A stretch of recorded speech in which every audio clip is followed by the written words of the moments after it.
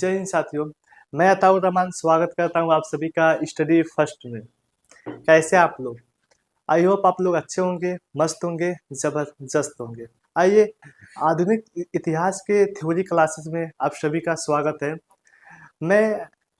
हम सब ने कल की पिछली क्लास में हम सब ने पिछली क्लास में असहयोग आंदोलन को पढ़ा था और रोलेक्ट एक्ट के बारे में भी अच्छे से अध्ययन किया था।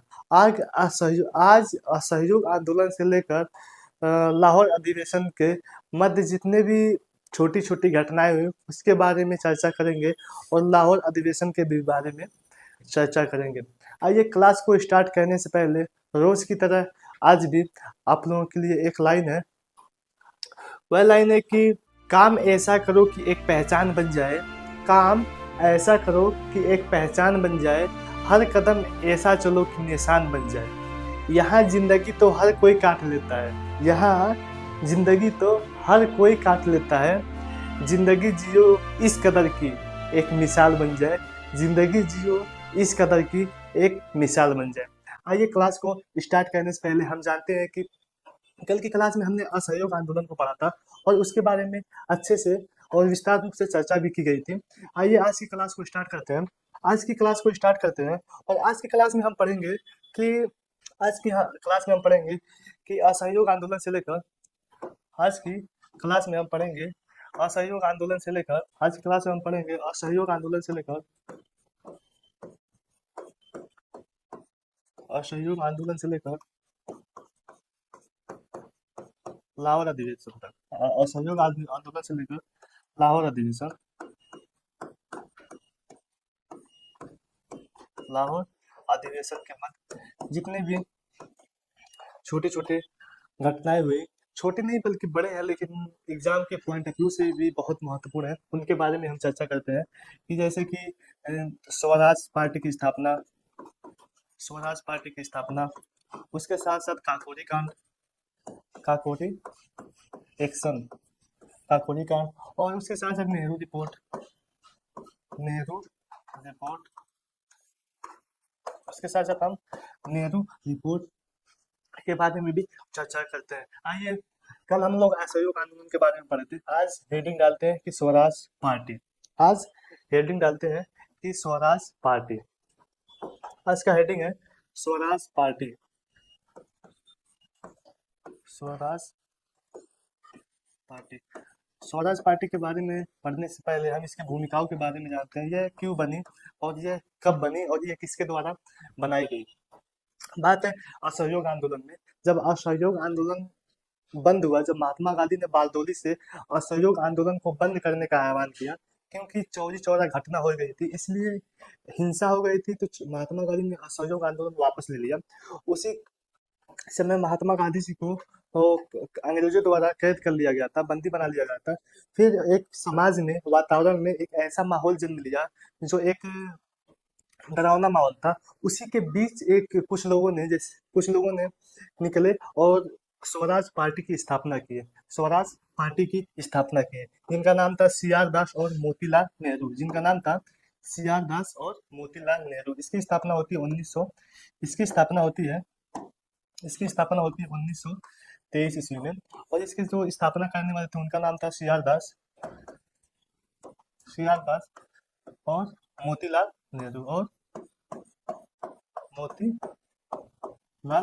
नेहरू इन दोनों ने मिलकर स्वराज पार्टी की स्थापना की और सीआर दास इसके अध्यक्ष बने। सीआर दास इसके अध्यक्ष है और नेहरू स्वराज पार्टी के सचिव।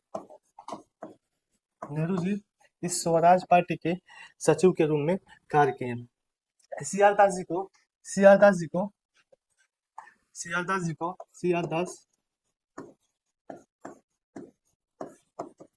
देश बंधु की उपाधि प्राप्त है। सीआर दास को देश बंधु की उपाधि प्राप्त है। ये एक छोटा सा टॉपिक है स्वराज पार्टी। इसकी स्थापना कब हुई? 1923 में। और इसकी स्थापना करने वाले कौन कौन से लोग थे? वह थे सीआर दास और मोतीलाल नेहरू। ये आज एक क्वेश्चन में यहाँ से प्रश्न बनते हैं और हर एक एग्जाम में यहाँ से प्रश्न बनते हैं। और ये CR दास जिन्हें देशबंधु कहा जाता है, ये भी एग्जाम में क्वेश्चन पूछ चुका है। तो आइए अब अगला टॉपिक है, इसके आगे बढ़ते हैं। इसके आगे है टॉपिक है काकोरी कांड। काकोरी कांड, काकोरी कांड भारत सरकार द्वारा, उत्तर प्रदेश सरकार द्वारा या भारत सरकार द्वारा इसका नाम बदल के काकोरी एक्शन कर दिया गया। काकोरी एक्शन, बल्कि ये कांड नहीं था, ये हमारे सैनिकों द्वारा किया गया, ये हमारे शहीदों द्वारा लिया गया एक एक्शन था। इसलिए सरकार ने इसका नाम बदल के काकोरी कांड से काकोरी एक्शन कर दिया। आइए काकोरी एक्शन के बारे में, इसके इतिहास के बारे में जानते हैं, क्यों काकोरी कांड हुई और काकोरी कांड कहाँ किया गया और कब किया गया। इसके पीछे के कुछ कारण हैं। जैसे कि बात है असहयोग आंदोलन। असहयोग आंदोलन जब महात्मा गांधी ने वापस ले लिया, तो समाज में वातावरण में एक अराजकता की स्थिति उत्पन्न हुई। उस समय एक 20 साल के लड़के ने यह ठान लिया कि मैं अंग्रेजों को भारत से भगा के रहूंगा। और उसने 1924 ईस्वी में एक संस्था की स्थापना की, जिसका नाम था HRA। एक कमेटी की स्थापना की जिसका नाम था HRA। आइए इसके बारे में जानते हैं कि HRA था क्या। HRA, इसकी स्थापना 1924 में की गई। और इसकी जो स्थापना करने वाले थे, उनका नाम था राम प्रसाद बिस्मिल। ये वही है जिन्होंने अंग्रेजों को भारत से भगाने की ठानी थी, राम प्रसाद बिस्मिल। और इन्होंने 1924 में इसकी स्थापना की और 1 साल तक इन्होंने HRA को मजबूत करने में लगा दिया। HRA इसका नाम था, HRA का नाम है कि हिंदुस्तान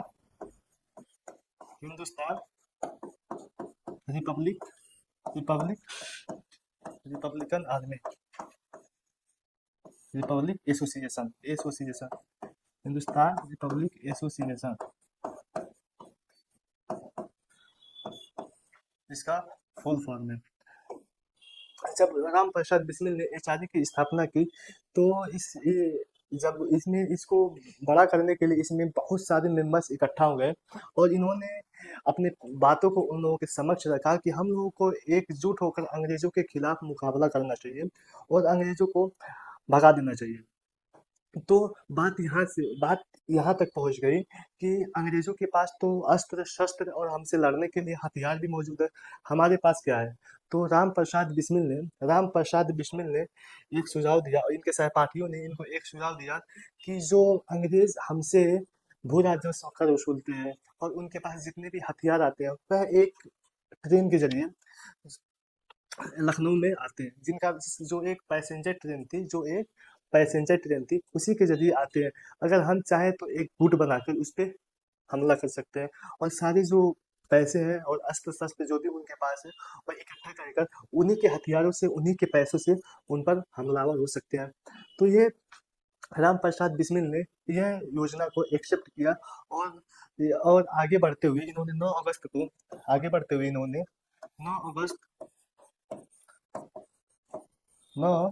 अगस्त 1925 को 9 अगस्त 1925 को इन्होंने काकोरी ट्रेन एक्शन लेने का फैसला किया। 9 अगस्त 1925 को इन्होंने काकोरी ट्रेन एक्शन लेने का फैसला किया। और ये HRA में जो सदस्य थे, HRA के जो सदस्य थे, इन सदस्यों में जो 3-4 लोगों का नाम आता है वह बहुत महत्वपूर्ण है। जैसे कि राम प्रसाद बिस्मिल हो गए, ये चंद्रशेखर आजाद जी हो गए, चंद्रशेखर आजाद। उसके साथ साथ अशफाकुल्ला खान,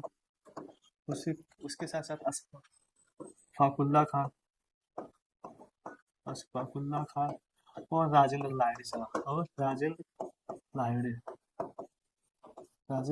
लाहिड़ी। ये लोग इस HRA के मुख्य मेंबर थे। तो बात आती 9 अगस्त 1925 को इन्होंने ट्रेन पे हमला कर दिया। जो ट्रेन जा रही थी सहारनपुर से, जो ट्रेन सहारनपुर से लखनऊ की तरफ रवाना हो रही थी, लखनऊ, सहारनपुर से लखनऊ, लख उस पे इन्होंने, इन लोगों ने, ये HRA के लोगों ने हमला कर दिया। और इसमें जितने भी अस्त्र शस्त्र, उसके साथ साथ जितने भी पैसे थे, सारे पैसों को उन्होंने वापस ले लिया। कहा जाता है कि इतने पैसे थे कि आज के समय में वह लगभग 60 लाख रुपए या 70 लाख रुपए के बराबर वो पैसे थे। आइए, और ये पैसे जब उन्होंने काकोरी ट्रेन एक्शन की जब घटना हुई, तो इन्होंने, रात का समय था और सुबह होते होते ये बात अंग्रेजों तक पहुंच गई कि हमारे ट्रेन को कुछ क्रांतिकारियों ने लूट लिया है। तो जब ये अंग्रेज तक ये बात पहुंची, तो अंग्रेजों ने सुबह तक इसकी जांच की और लगभग 6 महीने 7 महीने तक ये जांच होती रही। और फिर जाकर जांच में सभी जितने भी अपराधी पकड़े गए, सभी लोगों को फांसी पे चढ़ा दिया गया। और उसमें चंद्रशेखर आजाद जी फरार हो गए थे। चंद्रशेखर आजाद जी फरार हो गए थे। और अशफाकुल्ला खान और राजेंद्र लाहिड़ी, इसके साथ साथ बिस्मिल्लाह खान को भी फांसी दे दी गई थी। बिस्मिल्लाह खान की फांसी जो थी, इनको जो फांसी दी गई थी, इनको ये गोरखपुर में इनको फांसी दी गई थी। गोरखपुर में एक जेल है जिसका नाम है बिछिया जेल, उन्हीं में इनको फांसी दे दी गई थी। और राजेंद्र लाहिड़ी जी को, इनको गोंडा के जेल में, इनको गोंडा में फांसी दी गई थी, गोंडा में। और अशफाकुल्ला खान जी को, इनको जो फांसी दी गई थी, वह दी गई थी फैजाबाद में।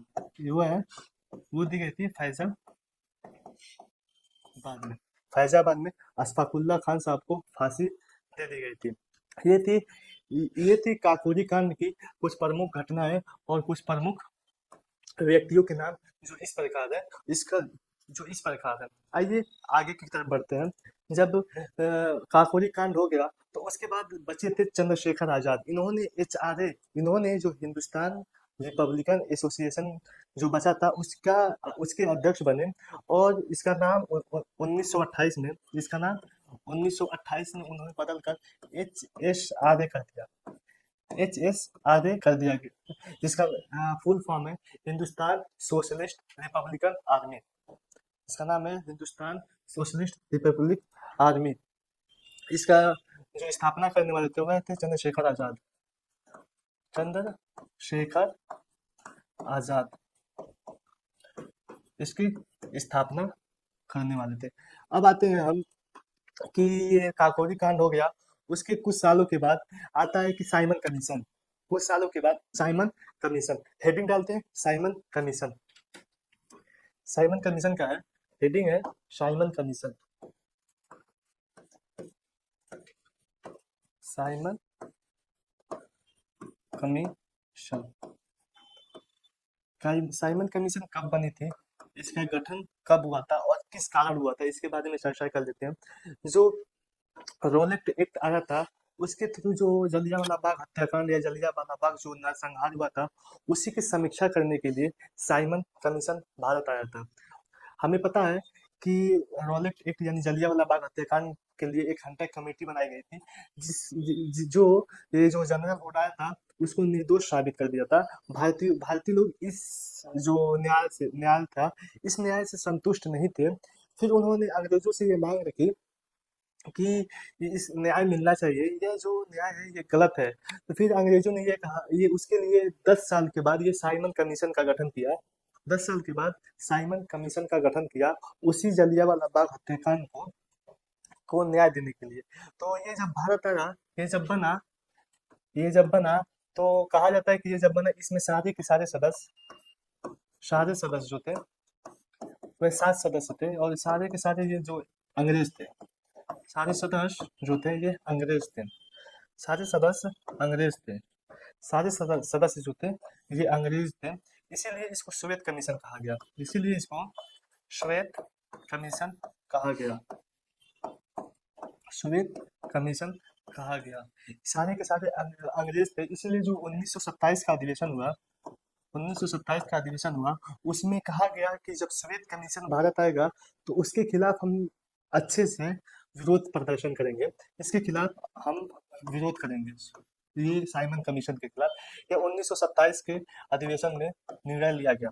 फिर जब ये बन तो गया तो 1927 में ये कब बना, साइमन कमीशन कब बना, ये बना 1927 में, 1927 में। और ये भारत आया 1928 में, 1928 में। ये भारत ये भारत आया 1928 में। ये भारत में 3 फरवरी ये भारत में 3 फरवरी 1928 में मुंबई में आया। तो मुंबई में लोगों ने बहुत ही बड़ी संख्या में हड़ताल किया और साइमन कमीशन का विरोध किया और एक नारा दिया, साइमन गो बैक, यानी कि साइमन वापस जाओ, साइमन गो बैक का नारा दिया। इसका नाम पड़ा था साइमन। इसकी अध्यक्षता करने वाले थे साइमन, इसकी अध्यक्षता करने वाले थे साइमन, इसीलिए इस साइमन कमीशन इसका नाम पड़ा साइमन, इसलिए इसका नाम साइमन पड़ा। और जब 3 फरवरी 1928 को जब मुंबई आया तो ये इसका विरोध हुआ और लोगों ने हड़ताल किया और एक नारा दिया कि साइमन गो बैक का नारा दिया। और इसी का विरोध लाहौर में भी हो रहा था और लाहौर में इसी का विरोध लाहौर में हो रहा था, लाहौर में। और यहाँ पे लाहौर करने वाले थे, इस लाहौर में आंदोलन करने वाले थे जिनका नाम था लाला लाजपत राय, इनका नाम था लाला लाजपत राय, लाला लाजपत राय। ये विरोध कर रहे थे। विरोध में ही जो अंग्रेज पुलिस थे वो पुलिस ने इनके ऊपर हमला कर दिया, उस भीड़ पे हमला कर दिया। और कहा जाता है कि हमला के दौरान इनके सर पे चोट लगी और उसी चोट के कारण इनकी मृत्यु हो गई। कहा जाता है कि इनके सर पे चोट लगी, इनके सर पर चोट लगी और उसी चोट के कारण इनकी मृत्यु हो गई, इनकी मृत्यु हो गई, इनकी मृत्यु हो गई। इन्हीं लाला लाजपत राय को जी को इन्हीं लाला लाजपत राय जी को इन्हें लाला लाजपत राय जी को केस लाला लाजपत इन्हीं लाला लाजपत राय जी को पंजाब का केसरी कहा जाता है, पंजाब का केसरी कहा जाता है, ये इनका टाइटल है, पंजाब का केसरी। आइए आगे बढ़ते हैं कि साइमन कमीशन के प्रत्युत्तर के लिए एक रिपोर्ट का गठन किया गया जिसका नाम था नेहरू रिपोर्ट। साइमन कमीशन की प्रत्युत्तर के लिए साइमन कमीशन के प्रत्युत्तर के लिए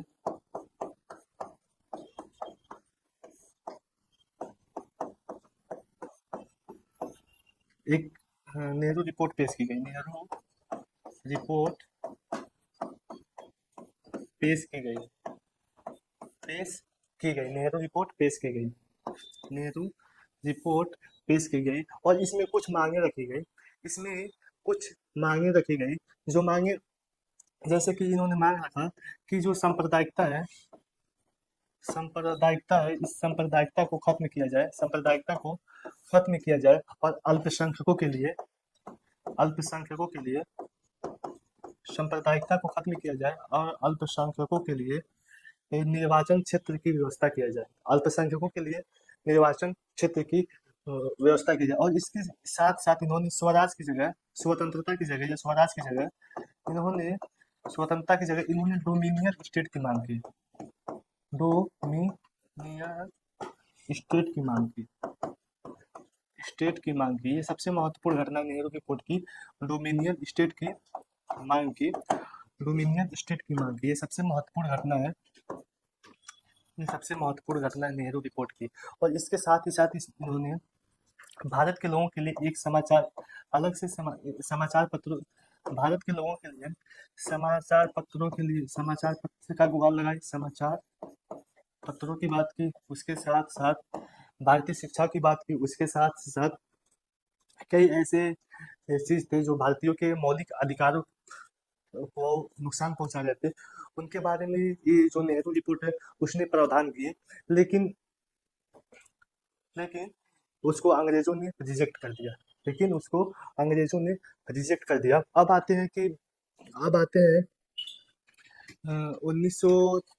1929 के लाहौर अधिवेशन की बात करते हैं। 1929 की जो लाहौर भारतीय राष्ट्रीय कांग्रेस का अधिवेशन रखा गया, वह रखा गया लाहौर में। 1929 का आईएनसी कांग्रेस का अधिवेशन,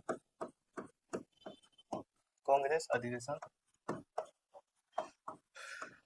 जिसे हम लाहौर अधिवेशन के नाम से जानते हैं, जिसे हम लाहौर अधिवेशन के नाम से जानते हैं, लाहौर अधिवेशन। इसके बारे में चर्चा करते हैं। अभी तक गांधी जी शांत थे, और लाहौर अधिवेशन जब हुआ तो लाहौर अधिवेशन की अध्यक्षता जो महात्मा गांधी जो लाहौर अधिवेशन की अध्यक्षता, इसमें महात्मा गांधी जी ने जवाहरलाल नेहरू को करने को कहा। जवाहरलाल जो 1929 के लाहौर अधिवेशन की अध्यक्षता जवाहरलाल नेहरू ने की, और इस अध्यक्षता में ही और इसी अधिवेशन में ही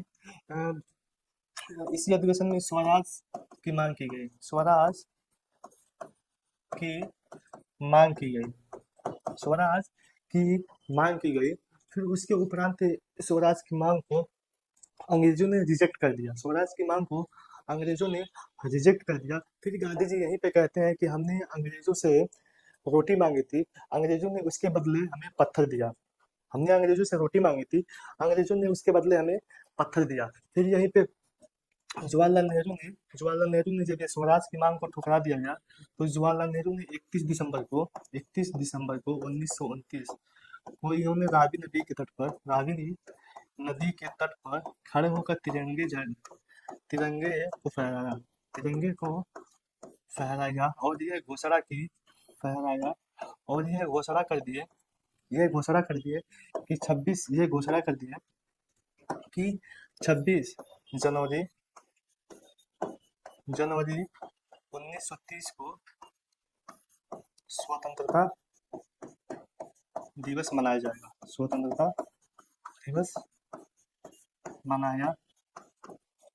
जाएगा। ये एक बहुत बड़ा डिसीजन था जो सभी लोगों ने मिलकर एक साथ मनाया, और 26 जनवरी 1930 को संपूर्ण भारत में स्वतंत्रता दिवस मनाया गया, और पूरे भारत में संपूर्ण रूप से स्वतंत्रता दिवस मनाया गया।